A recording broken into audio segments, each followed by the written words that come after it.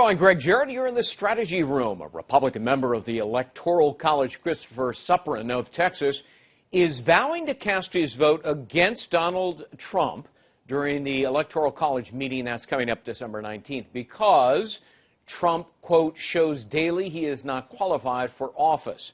Suprun, a 9/11 first responder to the Pentagon, called on his fellow electors to do their job, using his words, and suggested a possible alternative. Ohio Governor John Kasich. Joining me now, Democratic strategist David Mercer, Republican strategist Brad Blakeman. Welcome to you both. David, would you be willing to concede that this is a quixotic and futile effort to undermine the election results?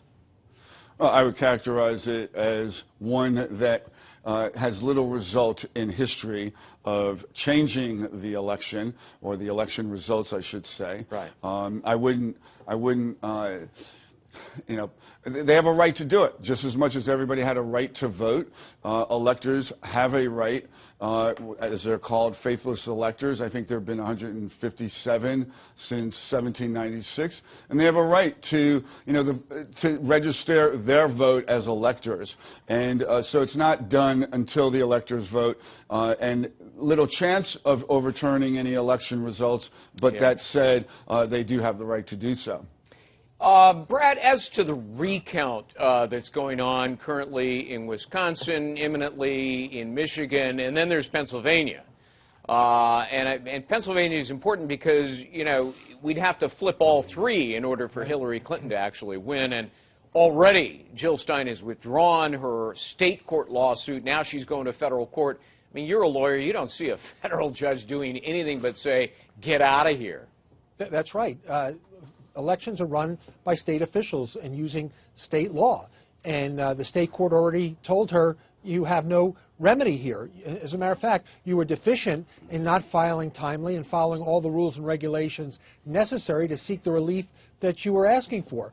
So a federal court is not going to give extraordinary relief and powers they don't have for a recount. They're going to say you already got your answer from the state court.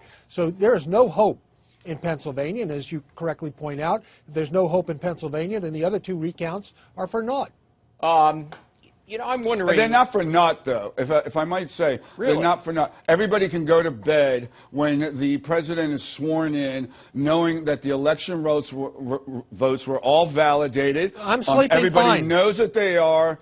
And they have no hope. But hope for what? No one's trying to change They're not going to change the result.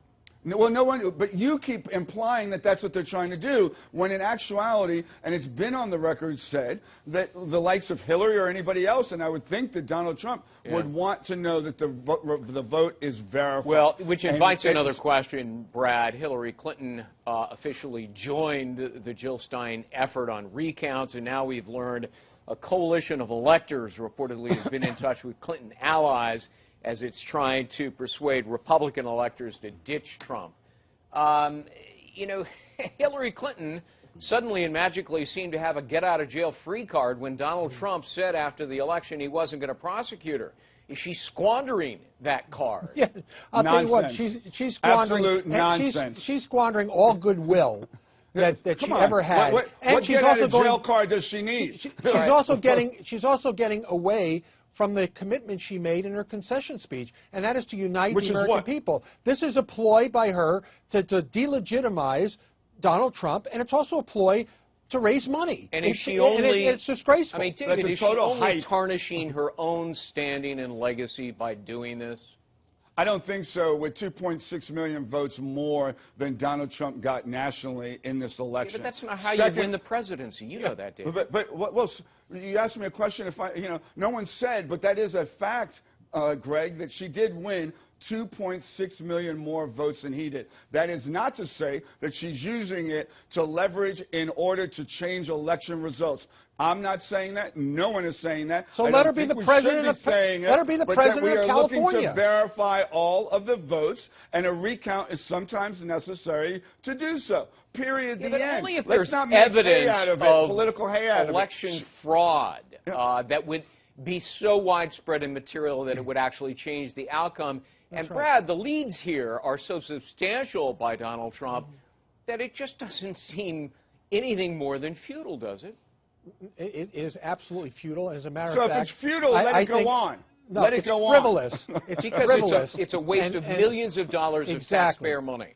Exactly, and we shouldn't be empowering people to use the system for frivolous purposes or political purposes. You cannot change the outcome, and if you can't change the outcome, what good is it? Gotta They're leave using I it doubt for political that would purposes. be your response in the Bush v. Gore in Florida. Put it that way. Boy, you really want to relitigate Apples and history, oranges. don't you? We can go back to Aaron Burr and Thomas Jefferson. Boy, that was a that's not nail as biter. far back. That's All not right. as Let's have far a duel. back. Well, I Let's have a remember duel. that one well. I was a young lad at the time. David and Brad, thank you for joining us for complete political coverage. Stay right here at foxnews.com. I'm Greg Jarrett. Thanks for watching.